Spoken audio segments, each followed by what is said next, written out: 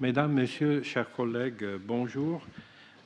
Vous avez des photocopies qui témoignent de mon manque de mesure, alors que hier c'était merveille et mesure.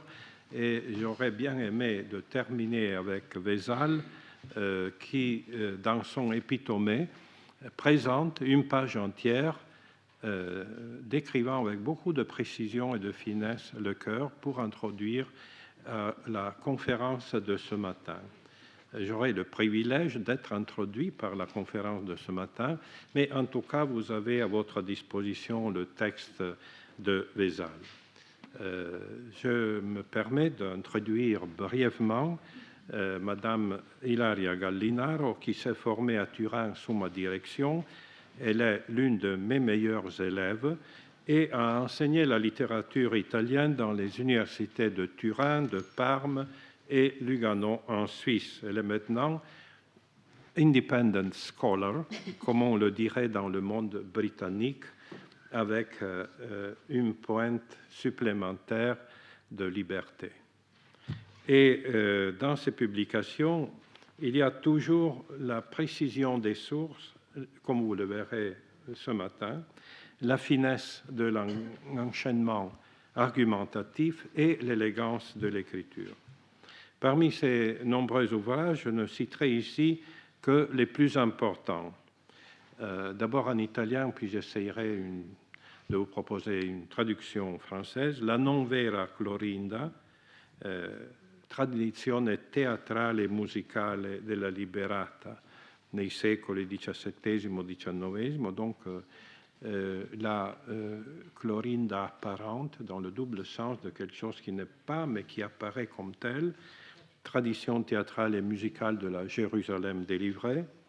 Un autre livre magnifique, I Castelli dell'Anima, Architetture della Ragione e del Cuore. Vous voyez que le thème revient nella letteratura italiana, les châteaux de l'âme, architecture de la raison et du cœur dans la littérature italienne, et un livre un peu plus récent, Morire in locanda, Drogo e i suoi padri. C'est l'un des rares livres consacrés à Dino Buzzati à partir du désert des Tartares. Mourir à l'auberge.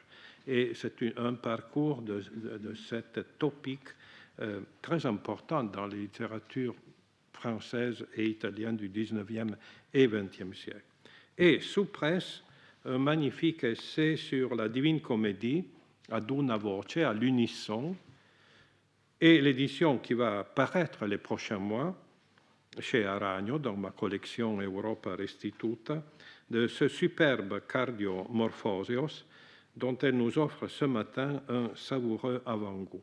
Je la remercie infiniment de nous donner ce privilège d'avoir le bénéfice d'accéder à cette métaphorique du cœur. Je demande pardon, là, dans les cieux, à Vézal, de l'avoir un peu laissé de côté, mais il reviendra avec toute sa primauté la semaine prochaine. Vous avez son texte là, et je vous donne la parole. Merci. Bonjour, je vous remercie d'être ici et de m'écouter à propos d'un livre qui n'a plus été publié depuis 1545. Alors c'est un texte silencieux pendant 4 siècles, mais que je crois a encore beaucoup à nous dire. C'est un texte vraiment singulier à partir du titre, parce que le titre c'est Cardiomorphosios, c'est-à-dire les formes du cœur. Et ce titre, je pense, pourrait trancher sans problème sur la couverture d'un beau volume d'anatomie, et tout le monde s'attendrait à une série de tables anatomiques. Mais le sous-titre, vous voyez, en latin, c'est Ex corde desumpta emblemata sacra, c'est-à-dire emblème sacré tiré du cœur. Alors, le cœur se révèle rien d'autre qu'un prétexte figuratif pour un complexe et très long livre de réflexion religieuse et morale. La forme du cœur, donc, est forme morale, pas physique, et au lieu de tressage de veins, d'artères, on trouve une étonnante ramification de citations, métaphores baroques. où le cœur se transforme en n'importe quel sujet et peut devenir une forteresse à conquérir. Vous voyez là, où les anges défendent les cœurs contre les diables, et le cœur même est une forteresse avec ses remparts, mais les diables sont bien loin, et on en parlera peu après, ou même une forteresse conquise. Vous voyez les escaliers, les diables qui ont pris le cœur, les anges qui sont chassés du cœur.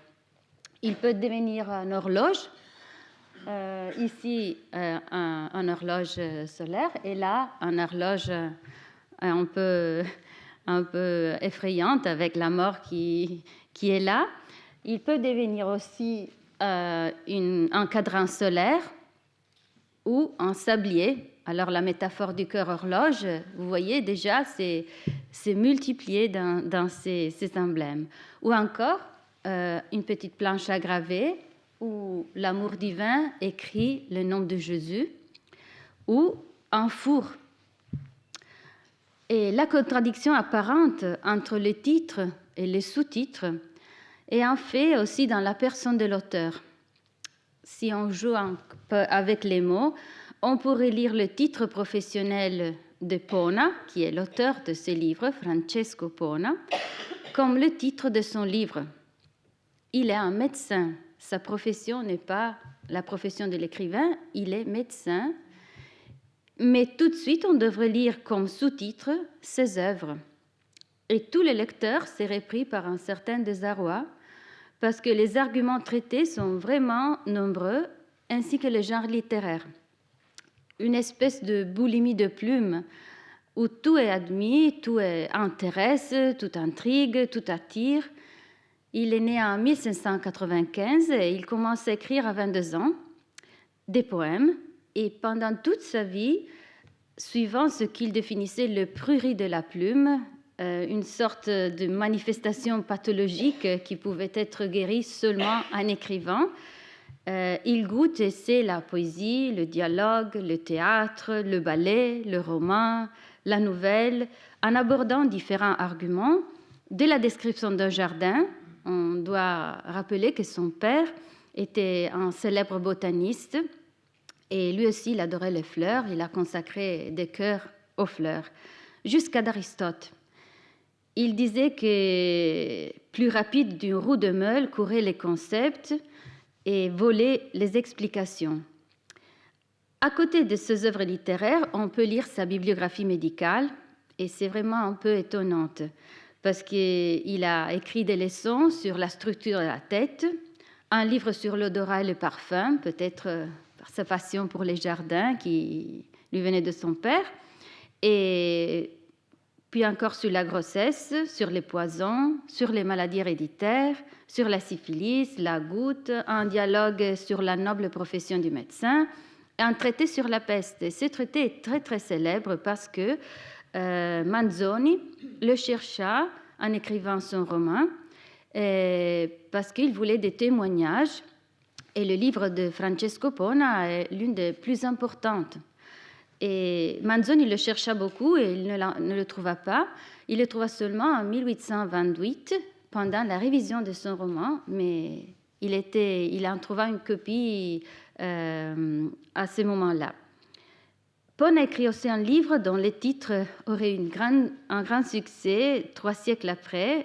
Et le titre est L'interprétation de rêve. C'est une espèce de Traumdeutung, antelitteram. Mais aussi, vous voyez, sur les rêves, ce n'était pas quelque chose comme Freud pouvait imaginer, c'était vraiment plus fantaisiste, mais aussi, il a écrit sur les loups-garous, sur les châteaux en Espagne, et les sous-titres étaient à propos de 20 désirs des hommes. Et c'est un médecin, alors vous voyez, c'est une bibliographie absolument extraordinaire. Et puis encore, sur les atomes de Démocrite, après les châteaux en Espagne. Alors, c'est une bibliographie dans laquelle on peut se perdre entre fantaisie, réalité, science, littérature. C'est une espèce de kaléidoscope très changeante. Comme Pona décrit un personnage très autobiographique de son œuvre la plus célèbre, que c'est la Lucerne. Il disait de soi-même, à travers ce personnage, « Et moi, Pour être plus appréciée au pays, je cherchais de n'avoir pas seulement un savoir profond quand je me consacrais à soigner les infirmes, mais je voulais être aussi spécialiste de nombreuses sciences, comme un virtuose caméléon, en m'habillant avec les couleurs d'autrui. Pona est auteur baroque dans le sens le plus profond du terme. Il est un auteur métaphorique, car chaque science, chaque point de la réalité est interprété dans tous ses possibles sens métaphoriques et analogiques. Cette bibliographie que vous avez vue est vraiment peu homogène, n'est donc ni incohérente ni absurde. Un peu incohérente avec sa profession de médecin peut-être. Rien que pour écrire toutes ces pages, il faut un temps bien plus long que ce que Pona décrivait comme ozio lecito, c'est-à-dire un loisir licite. Il disait qu'il écrivait seulement après avoir consacré les heures les plus importantes à la médecine. Mais vous voyez, il a passé sa vie à écrire. Je me demande quand il soignait ses infirmes. Et tant il est vrai que plusieurs fois, il se sentit obligé de se justifier pour toutes ces pages. En écrivant un texte pour promouvoir sa candidature à la chaire de médecine à Bologne en 1554, il disait que c'était un mensonge, c'est lui qui disait qu'il était plus grand écrivain que médecin. Et il répéta qu'il écrivait seulement dans les heures pendant lesquelles les gens dorment. Il devait se justifier parce que vraiment, il a écrit tellement de pages. Et même en expliquant son pseudonyme d'écrivain qui était Eureta Misoscolo, dérivé du grec, c'est-à-dire créateur ennemi de l'oisiveté. Alors, il justifiait en disant qu'il avait toujours eu honte des pages de la littérature. Il n'aimait pas les pages qui n'étaient pas trempées, il disait, dans les saints jus de la médecine, mais dans les eaux inutiles des muses.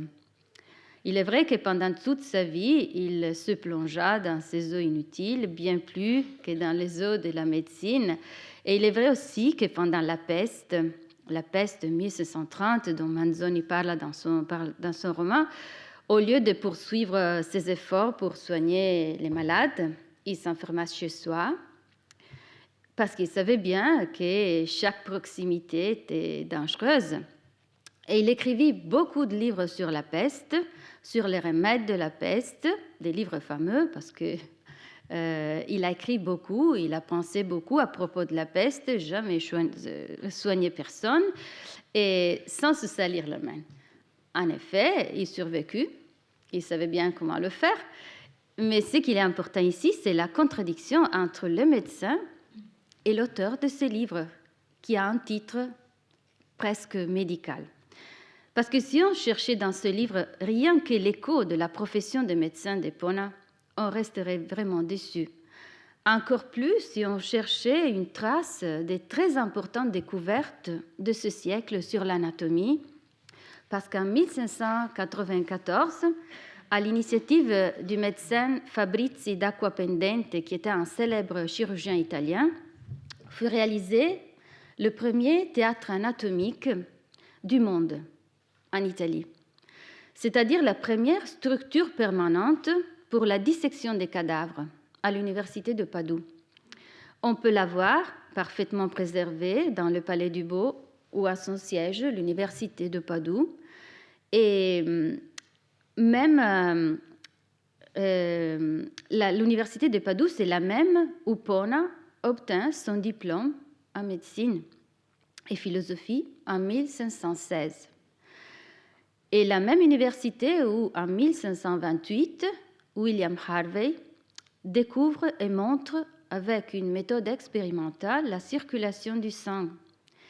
Et il l'a décrit dans un livre très célèbre, De motu cordis et sanguinis, de la pulsation du cœur et du sang.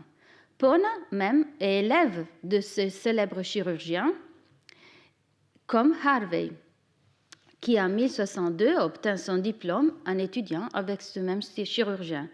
Mais Pona a vraiment l'air d'un autre monde. Il a l'air d'un autre siècle. Il décrit chaque mouvement du cœur comme un effet du péché ou de la foi. Rien à voir avec la physique du cœur. Et pendant ces années-là, tout le monde étudiait le cœur dans ces théâtres anatomiques. Et dans son livre, on lit un savoir qui non seulement s'est arrêté à Aristote, mais qui est aussi plein de légendes et de croyances chimériques. Le cœur est décrit comme un organe très chaud. Vous voyez là le feu qui sort du cœur, selon les définitions d'Aristote, mais aussi comme un organe qui, en cas de mort par empoisonnement, vous voyez là le serpent qui a mordu le cœur, ne peut pas être brûlé. Alors, si quelqu'un meurt empoisonné et vous brûlez le cadavre, le cœur restera là. Vous voyez que c'est une légende romaine, mais c'est impossible qu'un médecin, à ce siècle-là, peut croire à ces légendes. Mais il est important parce que ça lui permet de parler de la morale du cœur et de l'éthique. Dans le cardiomorphoseos, la mène du médecin est vraiment plus métaphorique que réelle, et la médecine est traitée exactement comme toutes les autres sciences et disciplines qui peuvent stimuler les symboles.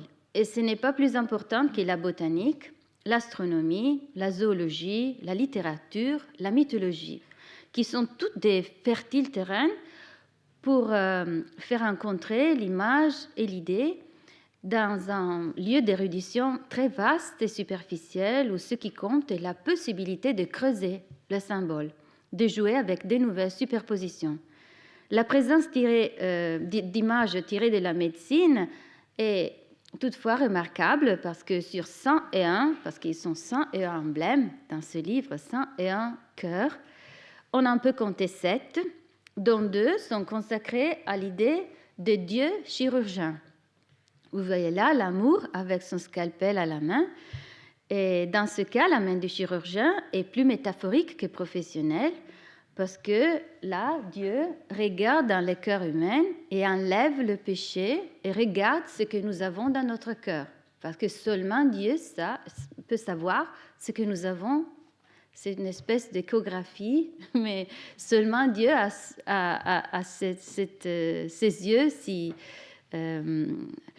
qui peuvent regarder dans nos cœurs. Et il a un scalpel à la main dans tous les deux cas. Ici, pour regarder, là, pour enlever ce qui est le mal, le péché.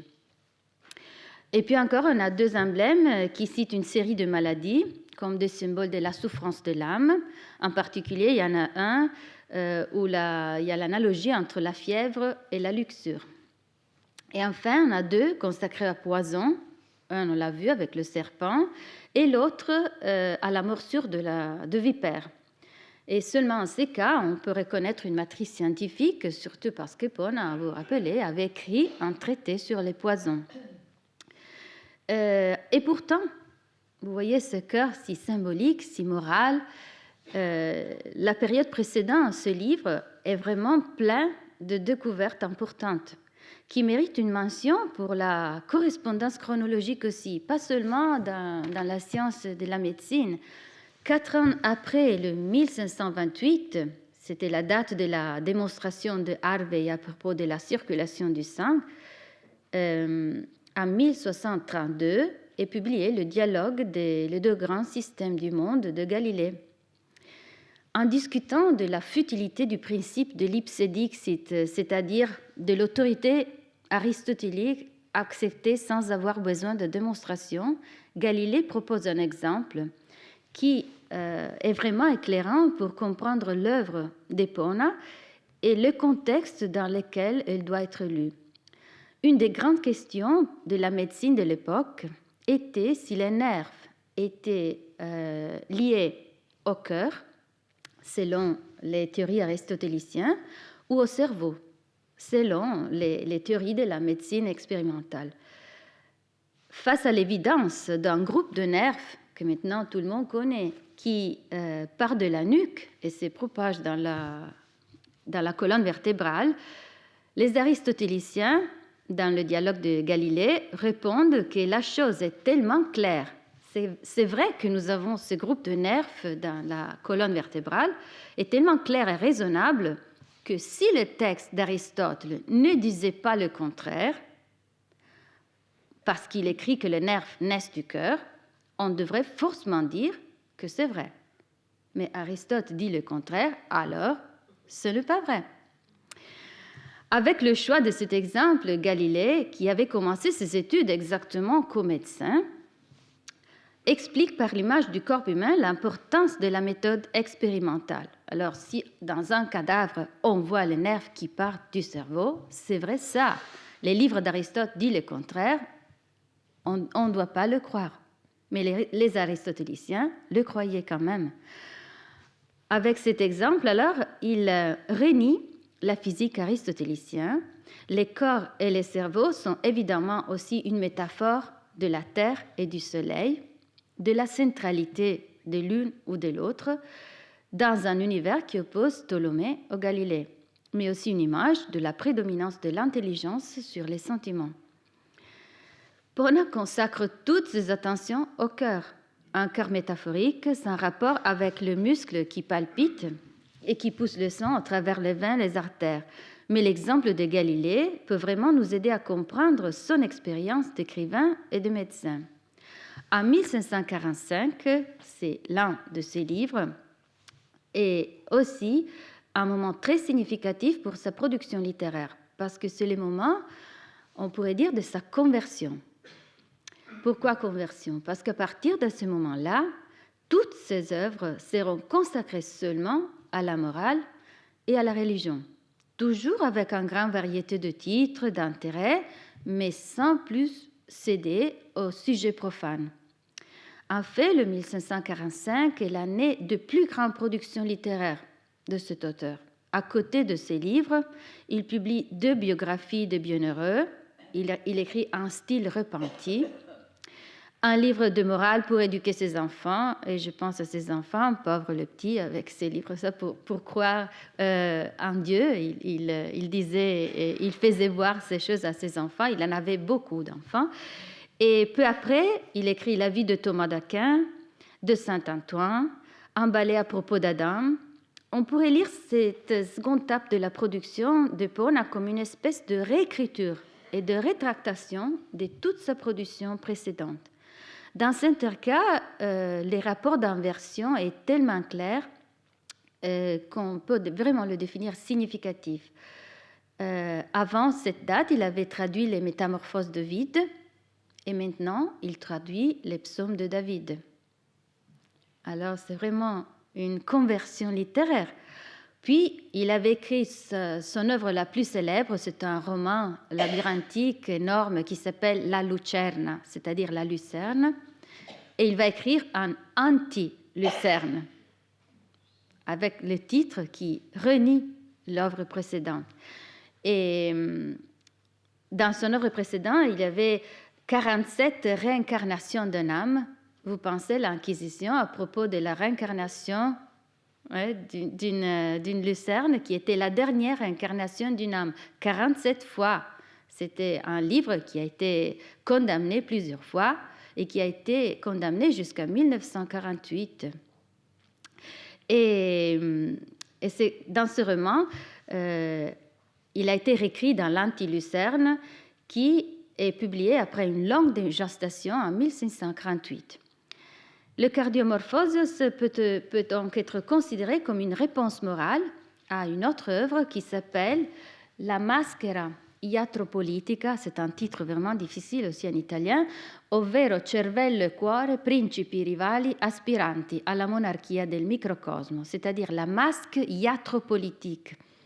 Je vous expliquerai ce titre où cerveau et cœur, prince rival qui aspire à la monarchie du microcosme. Ce livre, c'est vraiment particulier, c'est un jeu sérieux, il le définit. Comme l'auteur disait, la guerre qui arrive dans le corps humain avec ambassade, consultation de savants, médecins, philosophes, concile des dieux, bataille, blessés, cette bataille termine avec la victoire du cerveau. Et cette victoire, toutefois, le cerveau est très magnanime et demande au cœur de gouverner avec lui. Et la fin est très proche au passage de Galilée, que je citais peu avant, bien que d'un point de vue uniquement moral. Rien à voir avec notre corps physique, parce que le jeu rhétorique n'a rien de comparable à la physiologie et à l'anatomie de ce siècle. La fin est donc la victoire du cerveau, mais avec une sorte de sage hiérarchie. Il est intéressant de lire la conclusion de cette guerre, où Pona dessine, même si dans un contexte très ironique, une espèce d'équilibre idéal entre la rationalité et la passion, peut-être aussi entre politique et éthique, représenté par le cerveau et le cœur. Cet équilibre change complètement dans ce livre, dans les Cardiomorphoses, où le protagoniste, prince, roi de notre corps, est seulement le cœur. Ce jeu sérieux de la guerre entre corps et cerveau et la réécriture ironique et amusée de la célèbre similitude de Machiavelli, de l'État comme un corps, mais la perspective est changée. L'homme politique qui utilisait l'image du médecin pour expliquer ses théories devient maintenant un vrai médecin qui explique la politique pour décrire les fonctions du corps humain. La politique donc devient jeu rhétorique, similitude, un discours indirect pour indiquer autre chose.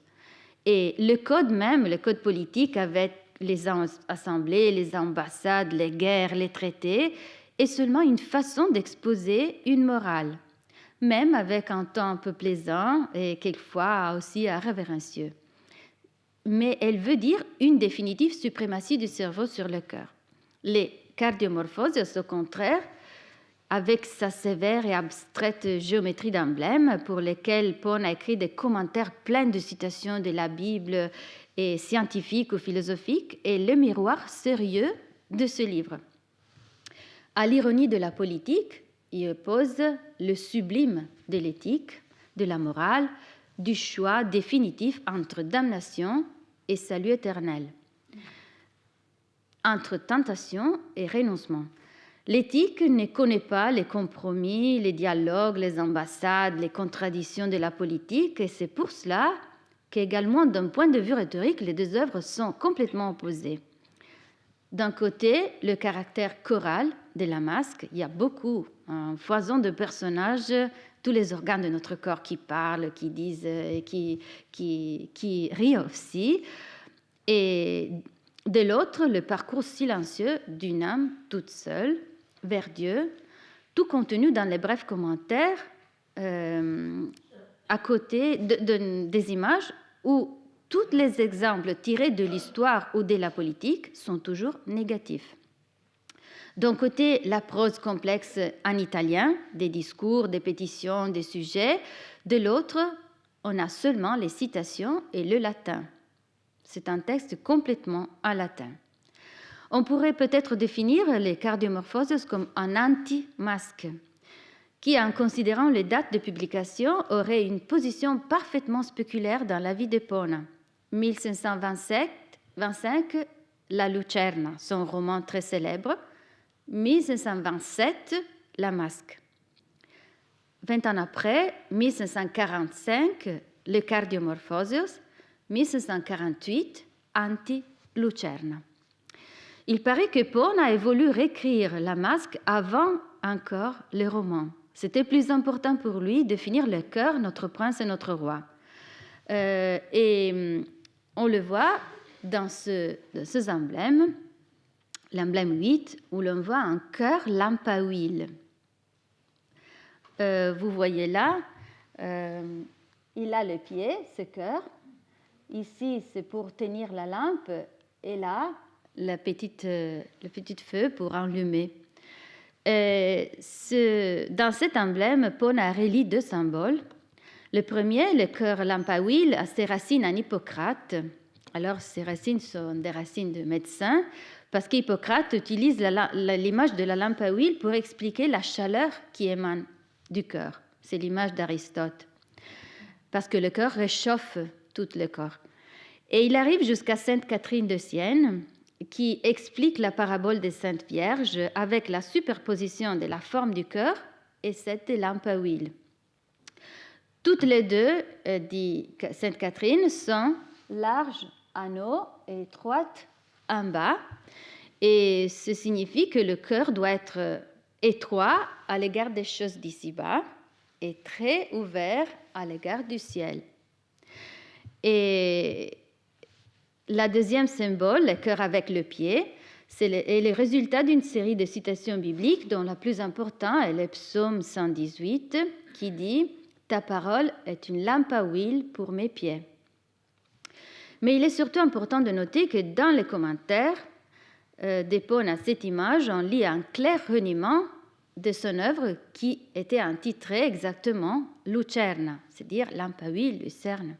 Et il dit exactement « Loin de moi, vous, lampe à huile de Lucien », c'est Luciano, l'auteur qui avait écrit la Lucerna, Eureta, c'était lui qui avait écrit cette Lucerna, et des lumières d'argile, ou mieux de boue, qui fait danser votre lumière aveugle, c'est-à-dire ma lucerne précédente, ma lampe à huile, c'était une lampe à huile aveugle. Maintenant, j'ai découvert la vraie lampe à huile que c'est mon cœur. Que meure votre mémoire avec les sons de votre nom. Et c'est un reniement vraiment définitif de son œuvre précédente. La claire allusion au roman semble justifier toute la métaphore. La seule vraie lampe à huile explique en régnant son passé, son roman auquel il devait sa célébrité est la parole de Dieu. Le cardiomorphose donc s'oppose à la maschera, à la masque couronnant roi du microcosme, le cœur, et non plus le cerveau. Mais aussi il s'oppose à son roman le plus célèbre, non seulement régnant d'une manière explicite l'œuvre et le pseudonyme, mais aussi dans la forme que l'auteur décide de donner au recueil de son emblème. La Lucerna s'est fondée sur la métamorphose, vous savez, cette âme qui a 47 réincarnations, donc change de forme, parce qu'elle devient lampe à huile, animal, homme, toutes différentes choses. Parce qu'à travers la métempsychose, elle prend des formes différentes. Et dès chacune, elle raconte l'histoire. C'est pour ça que les romans, c'est vraiment un grand labyrinthe d'aventures. Dans le cas du Morphosios, on ne transforme plus de différentes façons en objet pour séduire le lecteur et pour étonner le jeune interlocuteur de la lampe à huile, mais tous les objets sont obligés de prendre la forme du cœur. C'est exactement le contraire. La dispersion des formes à travers la métempsychose devient, dans le cas du Morphosios, la concentration de toutes les formes du monde dans le cœur. Vous avez vu les horloges, la forteresse, tout prend la forme d'un cœur. Même les commentaires d'Epone dans le texte, vous voyez, est une espèce de calligramme que quelquefois a la forme d'un double cœur. Et il veut que son texte devienne matériellement un cœur. Donc, de la métamorphose à la métaphore, dans le cardiomorphose qui rend un cœur lucerne, horloge, fontaine, couronne, crâne, encrier, chaque transformation a le sens de la salut ou de la damnation. Et la conversion littéraire d'Epone est vraiment définitive et doit être lue compte tenu également de la condamnation de son célèbre roman de la part de l'Inquisition. Le 1536 est l'année de son abjuration. Et malgré les nombreuses réécritures et changements, le roman restera condamné jusqu'en 1948. Et pour souligner le parallélisme avec Galilée et la science contemporaine, je vous rappelle une autre date, 1533, c'est l'abjuration de Galilée. Mais les deux abjurations prennent des rues différentes parce que Pone, après son abjuration, change les arguments de ses livres, s'enferme dans une production littéraire dévouée à la religion et très respectueuse de préceptes ecclésiastiques, en renonçant complètement à la variété d'intérêts qui le caractérisait d'abord. Tandis que Galilée change d'objet d'étude, mais il continue à écrire de sciences en publiant hors d'Italie ses traités à propos de la mécanique. Alors, ce sont deux vies différentes qui racontent cette période suspendue entre un monde encore imprégné du savoir aristotélicien et un autre qui regarde déjà la nouvelle anatomie du monde et de l'univers. Maintenant, voici la page de garde de ce livre, qui, dès la première image, déclare son contenu moral plutôt que d'anatomie. Même s'il est le protagoniste, le cœur, vous voyez, n'est pas au centre de l'image. n'est pas la partie la plus importante parce qu'il a besoin de mains excellentes qui le soutiennent. C'est la main de David, roi David, qu'on reconnaît parce qu'il a la lyre. Et ici, il y a Saint Paul, l'épée dans son iconographie traditionnelle. Au-dessus, on voit le Père, le Fils et le Saint-Esprit. Et en haut, on voit la devise « Quies mea quies » signifie « toi qui es ma paix ». Et il y a un jeu de mots entre « quies » et « qui es ». Et ici-bas, c'est la devise on voit le blason du dédicataire, le cardinal Giulio Mazzarino. L'auteur de la gravure qui signe en bas ici, GGF, c'est aussi compone un équilibre entre science et morale. Il s'appelait Giovanni Giorgi, a été graveur plutôt fameux pour les dessins anatomiques qu'il avait réalisés pour les plus importants volumes d'anatomie du XVIIe siècle, c'est-à-dire pour Wesling, pour Fabrizi d'Acquapendente. Et dans un livre intitulé Cardiomorphoses avec ces noms-là, on s'attendrait vraiment des tables anatomiques, mais c'est tout à fait autre chose. Qui voudrait se lancer dans la lecture de ce livre pourrait être tenté, comme en fait beaucoup de monde, de feuilleter ces textes en cherchant les images les plus particulières par rapport à la tradition précédente, les plus curieuses, en donnant pour sûr que cet recueil naquit sans un ordre, sans un projet. Mais je pense qu'il suffit de feuilleter les premiers 20 emblèmes pour se rendre compte qu'il y a un parcours très dessiné. Alors on commence ici avec l'homme pécheur, vous voyez un cœur qui n'a plus de chaînes. Et ici, le Dieu qui crée le monde et surtout qu'il a tout près un cœur. Le livre s'ouvre avec cet homme pécheur et le texte en vers qui commente cette image raconte que Pon aspire au jour où il sera délivré des chaînes du mal et il pourra revenir à Dieu. Dieu, qui dans l'emblème suivant est représenté comme créateur du monde et peu après comme rédempteur, parce qu'il est à la croix et vous voyez le cœur à côté de la croix. Et tout de suite après, vous voyez l'amour divin, il est toujours représenté comme ce petit enfant avec les ailes qui va chercher le cœur. Et le mot, c'est la parabole dans laquelle on va chercher la monnaie qui est perdue, parce que c'est très important, plus encore que les autres qu'on a dans son sac. Il trouve la monnaie. Alors, c'est un Dieu qui va chercher chaque âme, comme la monnaie perdue dont parlent les évangiles, pour appeler chaque homme par son nom. Et ça, c'est un emblème que je vous montrerai plusieurs fois, parce que c'est vraiment intéressant, parce que là, vous voyez un cœur hissé sur une petite chaise dans les nuages. C'est vraiment très fantaisiste. Et il y a un petit cœur qui est hissé vers sa chaise. Et le mot là, vous voyez le nom Ponam, c'est le nom de l'auteur, mais c'est un jeu de mots parce que les psaumes, c'est une citation d'un psaume qui dit en latin Donec ponam inimicos tuos, c'est-à-dire assieds-toi près de moi jusqu'au moment où je mettrai, ça c'est le mot latin, je mettrai les ennemis à tes pieds. Il joue avec ces psaumes et il veut que son nom est là.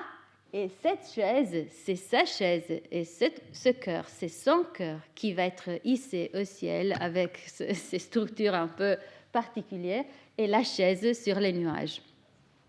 Alors, c'est vraiment qu'on lit dans ce parcours un Dieu du ciel jusqu'à la croix, jusqu'à la terre, où les cœurs des hommes attendent d'être cherchés avec un flambeau et d'être appelés par leur nom, un par un. Le regard devient plus profond, alors de l'homme à son cœur, vous voyez là le cœur qui est très chaud au sens moral et médical. Alors les caractéristiques physiques du cœur sont analysées et expliquées comme les signes ou les conséquences des caractéristiques morales. La chaleur naturelle symbolise la nécessité d'être enflammé par Dieu. Rien à voir avec la chaleur de notre corps. Et c'est le feu du Saint-Esprit.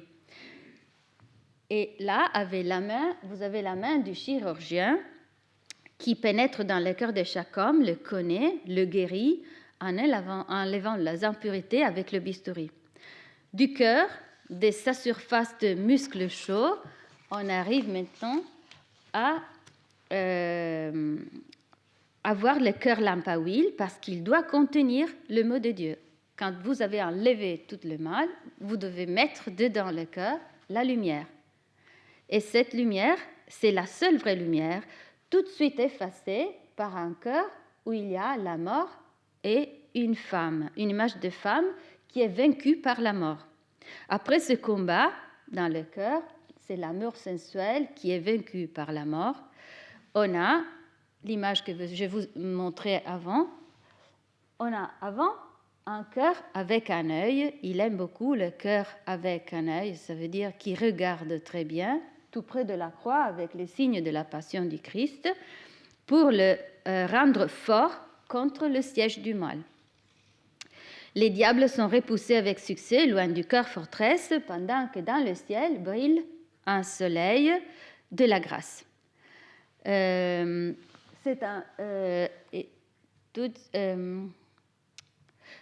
Encore un mot. L'emblème précédent disait clavus clavo, c'est-à-dire un clou chasse l'autre. La femme et la mort se font face dans le cœur pour rappeler que tout dans le monde passe, même la mort. Seulement les signes de la passion restent dans le cœur et on verra comment. Et sont les seuls qui peuvent nous sauver pendant la guerre contre le péché. Cette première partie du livre termine avec une série de 4 exemples parfaitement symétriques. Le premier consacré à 2 exemples de pécheurs. Le premier, c'est le cœur d'Alexandre Magne, qui est brûlé, et cette fois le feu c'est un symbole négatif, est brûlé par un désir qui ne peut pas être satisfait. Il voulait tout le monde et il ne peut pas avoir tout ce qu'il veut.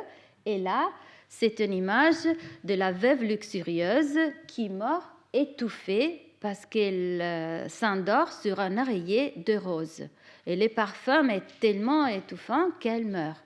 Elle meurt parce qu'elle ne sait pas se détacher des choses du monde. Elle les aime tellement que le parfum va la tuer. Et les derniers sont 2 symboles de vertu.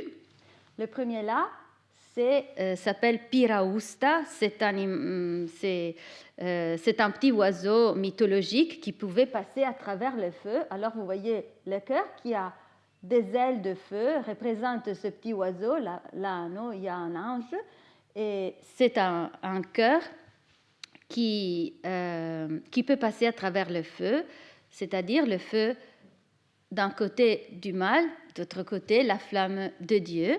L'autre, c'est un cœur avec beaucoup d'yeux qui s'appelle Uranoscopos, c'est-à-dire qui peut voir le ciel. C'est un poisson qui existe vraiment, qui a un œil sur sa tête. Alors, c'est-à-dire que la vraie vertu est vraiment difficile à trouver dans le monde si on la peut représenter seulement avec un animal mythologique ou un animal très rare à voir. Vous voyez que les correspondances sont très évidentes. À Alexandre qui brûle du désir est opposé le petit corps d'un oiseau. Il y avait la flamme aussi dans le cœur d'Alexandre, d'un petit oiseau qui peut voler dans le feu, tandis que la veuve tuée par les parfums des roses a son miroir moral dans les poissons qui regardent le ciel. De fond de la mer peut regarder le ciel comme notre cœur devrait le faire en oubliant les choses du monde et en s'adressant complètement à Dieu. Il est très difficile d'affirmer que ces premiers 20 emblèmes ne sont pas reliés entre eux. Il n'y a pas une structure, un parcours, même en considérant seulement des petites séries comme les 4 exemples que je vous montrais. Je pense donc qu'ils sont plus qu'une liste et Pon a voulu donner un sens d'un parcours spirituel dans ces 101 emblèmes. Et on pourrait voir aussi le rapport qu'il y a entre le premier et le centième, qu'on pouvait définir le dernier, parce que le 101, on verra, c'est une espèce de congé. Là, vous voyez un cœur sans ces chaînes, c'est-à-dire dénoué des chaînes du péché, qui enfin revient à Dieu. Le dernier est un cœur incensoire. Un cœur incensoire soutenu par des chaînes. Et maintenant, les chaînes sont positives parce que grâce à ces chaînes, ils peuvent donner son encens, son parfum à Dieu. Ouvrir et fermer ce livre avec ces deux images spéculaires sous-entend l'ambivalence des symboles, signe de l'ambiguïté des apparences, de la nécessité d'un regard profond qui sait dissocier la représentation de sa signification. Les métaphores de ce livre ne sont jamais univoques. Le feu peut indiquer l'enfer, mais aussi l'amour de Dieu. Les fleurs sont la grâce qui recouvre un cœur, ou, comme vous avez vu, les parfums étouffants du plaisir et le sommeil du péché. L'horloge est la mort imminente, ou le cadran où s'oppose la lumière de Dieu. Les chaînes peuvent être tension ou direction. Dans ce jeu, Pona est vraiment très à l'aise. Il crée des métaphores, des superpositions d'images, parce qu'il ne mettait pas de barrières entre les lectures qu'il faisait, les genres littéraires qu'il fréquentait.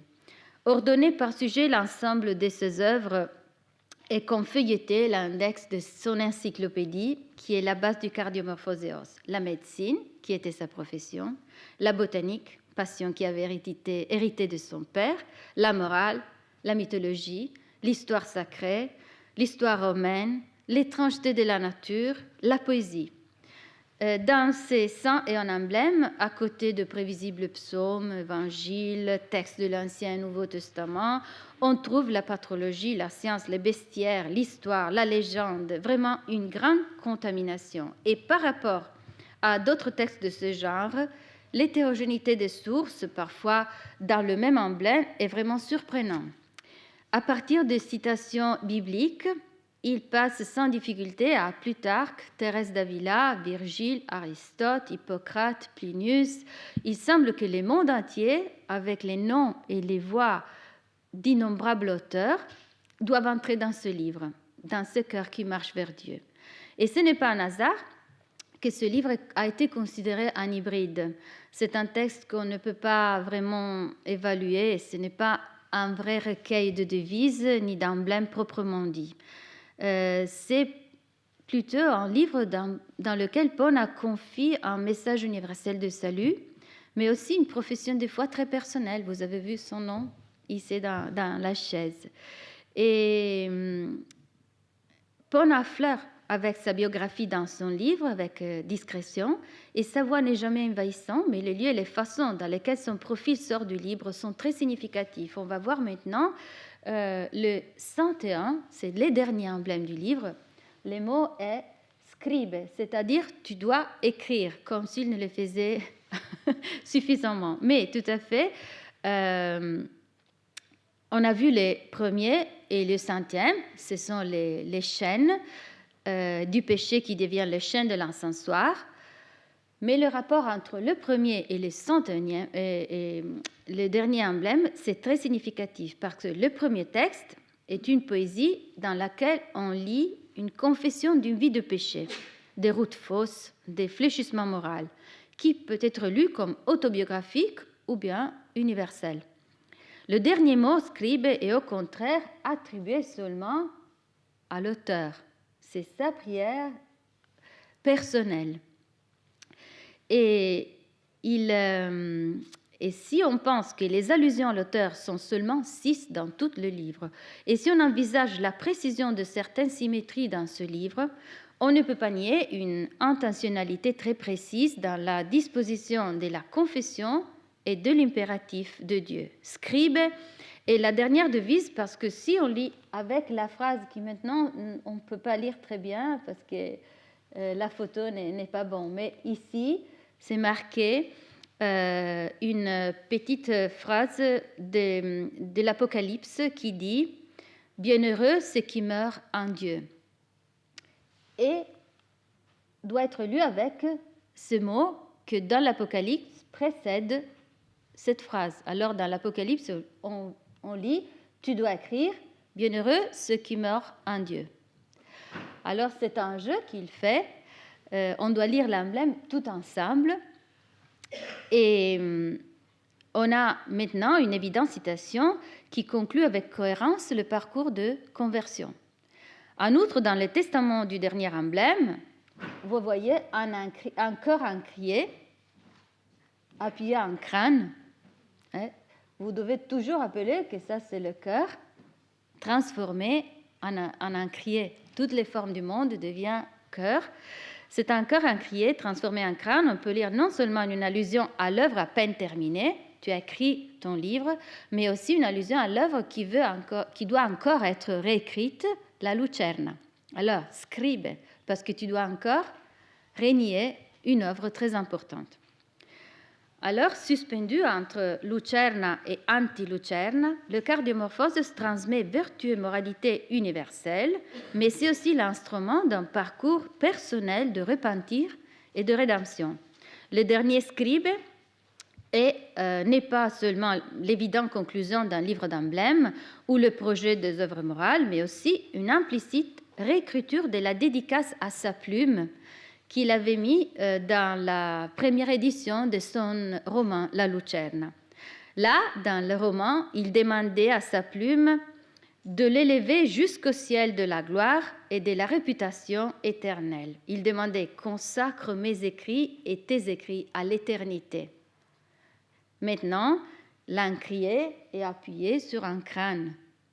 Rien de plus différent de l'éternité. Il semble dire à soi-même « Tu ne dois pas voir, regarder ou désirer l'éternité comme écrivain, mais la seule éternité à laquelle tu dois aspirer est l'éternité céleste. » Donc, il avance ce livre sur la double voie de la salut de tous les hommes et de la salut de Pona. Et vous voyez, alors, on peut comprendre très bien cet emblème avec le nom de l'auteur. Dans le répertoire de toutes les formes possibles que le cœur peut prendre, je voulais maintenant vous parler des deux emblèmes miroirs de la forteresse qui résiste au mal, de la forteresse conquise. Il s'agit de deux forteresses. La première est introduite par le mot proculeste profani. C'est une citation de Virgile. Ça veut dire « restez loin, profane ». La citation est prise du livre 6. Ce sont les mots que Virgile imagine écrits à l'entrée de la cave de la Sibylle. Elle montre ce cœur surmonté par les créneaux et des anges armés qui se penchent contre les diables. Et il manie des tridents, vous voyez, comme les diables médiévaux, mais le crucifix qui est planté dans le cœur et la lumière qui descend des nuages assure la victoire contre le mal. La seconde, au-dessus d'un cartouche qui dit « désolatio », c'est-à-dire « désolation », montre l'armée des diables qui maintenant est dans le cœur, appuyé à un escalier, vous voyez le diable qui monte, et la conquise. Un diable plante son drapeau dans le cœur et les autres amènent loin des cartouches. Maintenant, vous ne pouvez pas lire les mots, mais je vous dis que sur ces cartouches, il y a écrit les noms des vertus théologales. Et vous voyez là la charité traînée sur le sol, l'espoir est dans les mains de ce diable et la foi est enlevée dans les ciels, mais pend dans ses mains sans qu'une petite brise peut la gonfler. Elle est vraiment une foi morte dans un ciel qui est avec une couche nuageuse. Là, il y avait le soleil de Dieu. Aussi, la météorologie change dans ces deux emblèmes. Sans Dieu et les bénédictions, le cœur s'est rempli du mal et du péché, selon le modèle typique du combat intérieur, pour la première fois non seulement raconté, mais rendu visible dans deux emblèmes miroirs. Dans ce recueil où les images sont rangées avec un critère, même souvent un peu implicite, l'ordre des emblèmes qui suivent ces deux emblèmes forteresses est très important. Après le premier, vous voyez une très spéciale éclipse dans laquelle le cœur, avec son œil, et Dieu ont la terre entre eux. Alors, la grande analogie nous apprend que le cœur, qui a son propre œil, ne peut pas bénéficier de la lumière de Dieu si la terre est, avec sa lourde concrétion et ses tentations, reste entre les deux. Alors, l'invasion des sens, que seulement la surveillance de la volonté peut éviter, est symbolisée par l'œil du cœur qui est ouverte sur la lourde planète et qui, en attendant que l'éclipse s'en aille et que la lumière de Dieu peut enlumer le cœur. La devise est une gratifiante consolation pour une âme qui peut défendre sa forteresse parce qu'elle dit même pas pour longtemps. Alors la terre sera là, mais elle s'en ira très tôt. Encore plus significatifs sont les deux emblèmes qui suivent la forteresse conquise, conçus sur l'importance de se défendre des sens et de la volupté. Après avoir montré les effets de la conquête du cœur par les diables, Pone indique la seule possibilité de se défendre de la tentation, opposée à l'amour sensuel qui se nourrit de la matérialité, l'amour divin qui se nourrit seulement de l'esprit. Repousser le plaisir du toucher et aimer seulement la caresse de Dieu. Ça, c'est la main de Dieu. Et un cœur enflammé sur une main, symbole de la volonté de Dieu, la transcription en image de la devise qui dit « Ici, il n'y a pas le plaisir de la chair ». Et tandis que la devise suivante, la devise dit « Illuminate », c'est-à-dire « il éclaire », montre les pouvoirs des 500. Il y a marqué les 500 et les soleils, les cœurs là a une flamme parce que les 500 couronnent un cœur brillant et offrent le sujet pour un hymne dans lequel Pone met en évidence la fragilité de toute perception sensible. La guerre décrite dans les deux forteresses mérite une mention aussi parce qu'elle dérive de l'œuvre la plus célèbre de Thérèse d'Avila. Ici, je vous ai mis les remparts de la ville d'Avila.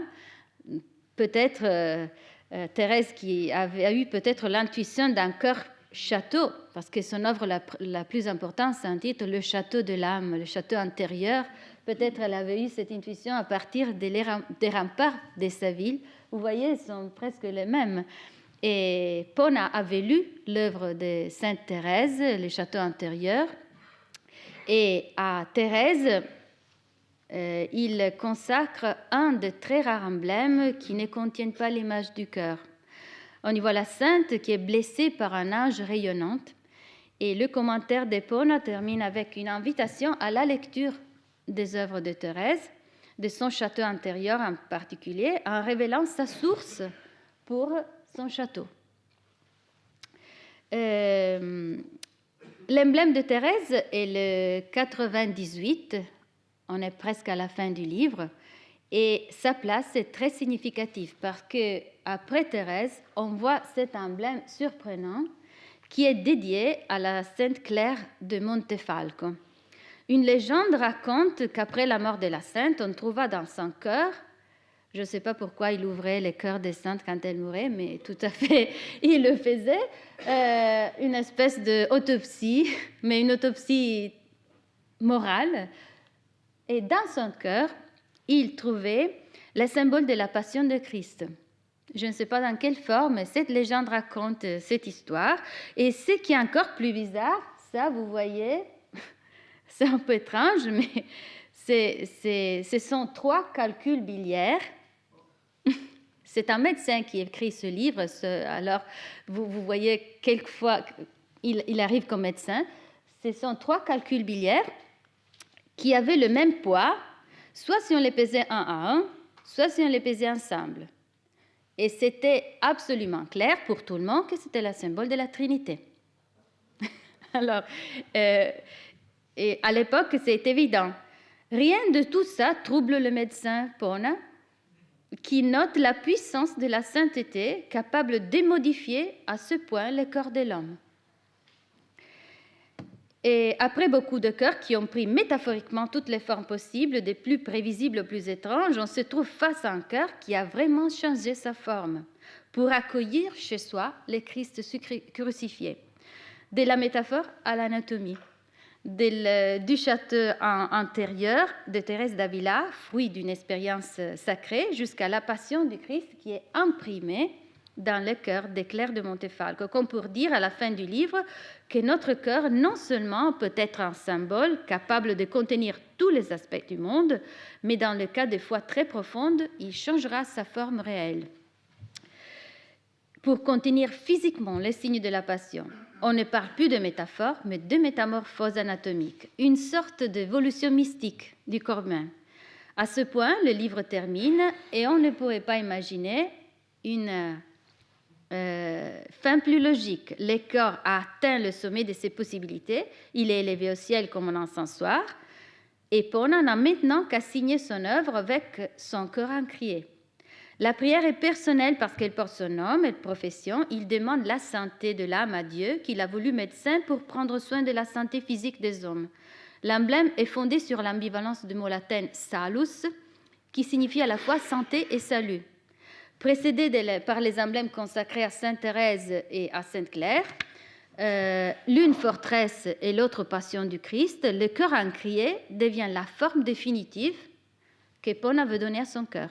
Le cartouche, qui pour le mot de l'Apocalypse et le crâne, sont les sceaux de la mort, et Pona veut que son corps soit rappelé comme un encrier, parce que c'est l'écriture bien plus que la médecine, et à ce moment, on ne peut pas douter avoir donné une forme à sa vie.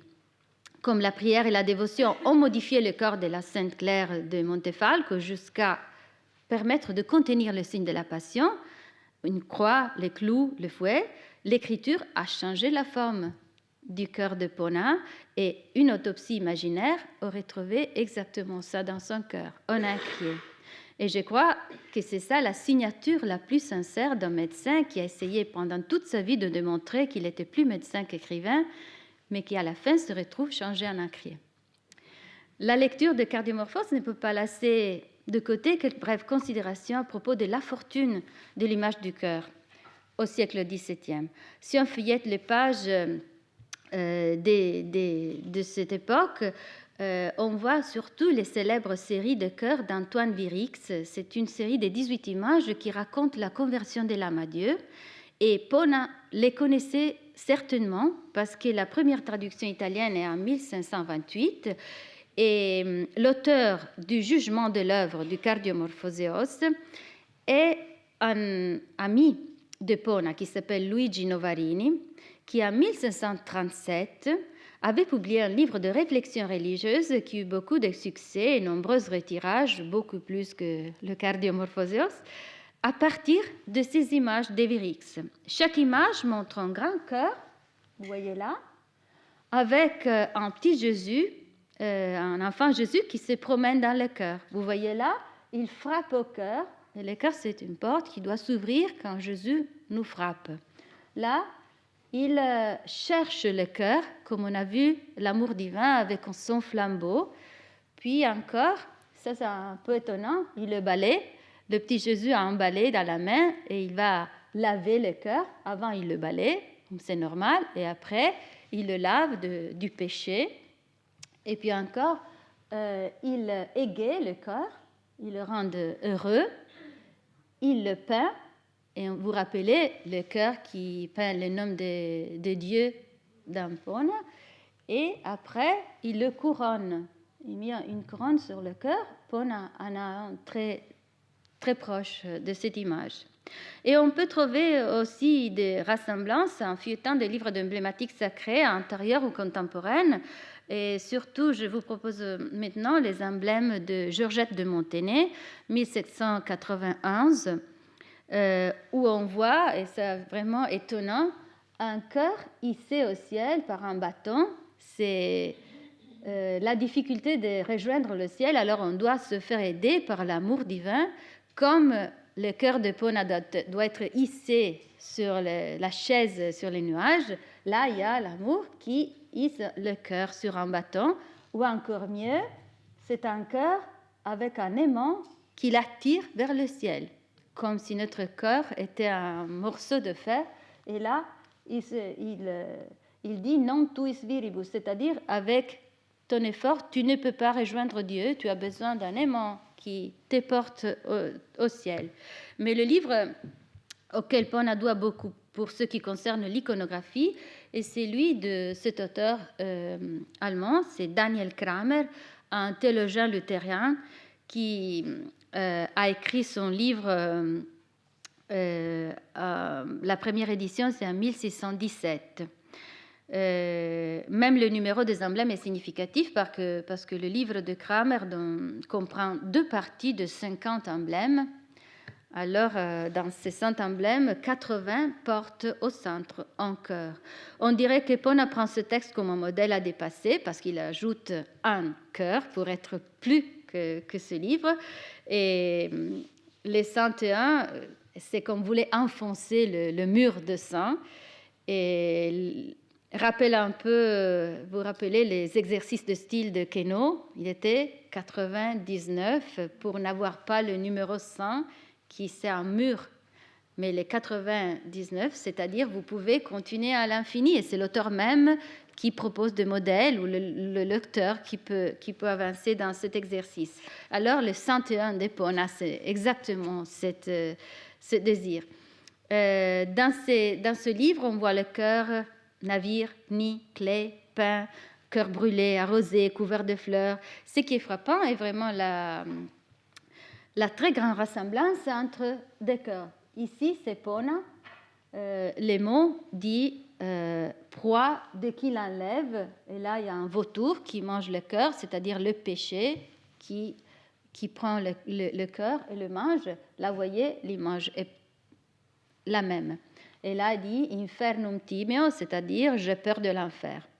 La même image, la même idée. Pona décrit, et maintenant je dis ces mots, Dieu cherche le cœur pour leur donner la vie. Celui-ci, c'est-à-dire le vautour, pour les dévorer.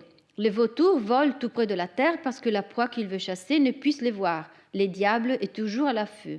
Le vautour arrache les yeux à sa proie quand il l'a attrapé, tant qu'il avale pour lui enlever l'espoir de la fuite. Le diable aveugle le pécheur. Le vautour est toujours affamé tant qu'il avale les excréments. La bouche de l'enfer est toujours pleine, elle ne recrache même pas l'âme la plus impie. Toutefois, il poursuit avec plus d'acharnement les colombes, c'est-à-dire les impurs, pour les voler au Créateur qui les aime. Donc, nous devons enlever à l'ennemi plus affreux notre cœur que nous devons donner à Dieu. Et puisque le pain nourrit l'homme et tue le vautour, et ça c'est une légende, je ne sais pas, mangeons très souvent notre pain céleste, l'Eucharistie, comme ça notre cœur s'enfuira au très cruel vautour. Ça, c'est l'exercice métaphorique que Pona fait toutefois dans ses emblèmes. Ce long commentaire est très différent des brefs vers de commentaires moraux et de la citation biblique qui explique l'image du livre de Kramer. Même dans ce cas-là, Pona semble vouloir amplifier et multiplier le texte de Kramer. Là où il suffisait 4 vers simples, utiles à tout le monde, parce qu'ils sont déjà traduits dans ce livre, ils sont traduits en allemand, latin, français, italien. C'est un livre pour tout le monde. Ici, en latin très difficile pour peu de gens. Et Pona choisit cette route difficile du latin, des citations rares qui ne sont pas bien sûr de première main, mais en tout cas, elles sont très difficiles. Les images de Pona, certainement, un peu moins raffinées. C'est un argument peut-être pour donner raison à ceux qui pensent que ces gravures sont de sa propre main. Il n'y a pas le fond avec ces petites maisons au toit nordique qu'il y a dans toutes les gravures de Kramer, mais on ne peut pas nier qu'il y a des rapports très forts entre ces 2 livres. Même si vous regardez cette image du cœur avec la couronne d'épines, c'est exactement la même. Pona a comme mot il l'entoura avec un nez, et là le mot dit je ne peux pas être blessé. Là, il y a des vers qui commentent cette image. Je cite ici naturellement la traduction française. D'épines de chardon poignant environné, mon cœur de toutes parts ne craint pas la blessure, mais ainsi que la rose retient sa vermeillure sans être aucunement du danger étonné. Pona décrit la couronne d'épines comme une protection, une défense. Il dit « Le souvenir de la passion du Christ chasse les insectes de l'enfer du vignoble du cœur parce qu'ils puissent fleurir à l'abri et produire les grappes de cette pensée. » À l'image traditionnelle de la rose, Pona superpose l'exercice typique de la littérature baroque, la chaîne des métaphores. De cette façon, les tentations deviennent les insectes et les résultats de la défense sont les doux grappes des pensées qui ont mûri dans le vignoble d'un cœur pur. Et il n'y a qu'une seule façon de rejoindre cette pureté, c'est accepter que la main de Dieu, et c'est la même image, écrit son nom dans notre cœur. C'est le sujet de deux autres emblèmes miroirs, de Cramer et de Pona. Même là où l'image n'est pas exactement identique, on peut reconnaître un rapport. Il suffit de penser à la main de Jésus anatomiste, le scalpel à la main, qu'on peut comparer au cœur soigné par un scalpel dans l'emblème qui dit « je suis soigné ». Ou au cœur avec un œil. Là, il y a la lampe à huile et là, c'est la même. Mais ces cœurs avec la lucerne deviennent une image un peu surréelle à propos de laquelle je vous ai parlé, un cœur avec le pied et une lumière, mais c'est le cœur qui est la lumière. Il n'a pas besoin d'une lumière au-dessus. C'est la différence la plus importante entre le livre de Pona et beaucoup d'autres contemporains ou précédents. Il suffit une rapide comparaison avec un autre important livre contemporain de Pona. C'est un énorme volume de 500 pages dédié, consacré au cœur, illustré avec de nombreux emblèmes. Il s'appelle Schola Cordis de Benedictus van Heften. C'est un livre de 1529. Le sujet est le même, le protagoniste est toujours le cœur, mais les images présentent un cœur toujours égal à lui-même, très stylisé, incapable de métamorphose. Il suffit de regarder l'assaut de diable. Là, vous le connaissez déjà. Ça, c'est la défense. Il y a le petit Jésus avec une femme qui peut-être représente la foi ou la charité. Et qu'est-ce qu'ils font? Ils misent un bouclier devant le cœur. Mais le cœur ne se transforme pas. Il est seulement derrière un bouclier. Le cœur est très passif. Il ne peut pas prendre d'autres formes, tandis qu'ici, c'est le cœur qui devient forteresse, pas bouclier, mais forteresse. Pona force le corps à prendre la forme d'une forteresse, là où les anges et les diables se battent. Mais ici, il y a seulement Jésus et une femme qui protègent le cœur avec un bouclier. Encore, vous voyez là l'illumination, c'est Jésus qui allume une bougie tout près du cœur. Alors le cœur n'a pas de transformation, de métamorphose. Ou encore à propos de l'idée d'arroser le cœur, dont on n'a pas encore parlé. Le cardiomorphoseos, ici vous avez arrosé le cœur, et puis le cœur, qu'est-ce qu'il fait? Il fleurit. Alors c'est l'eau de la grâce et les fleurs des bonnes pensées. Qu'est-ce que fait Pona? Il transforme le cœur dans une surprenante fontaine.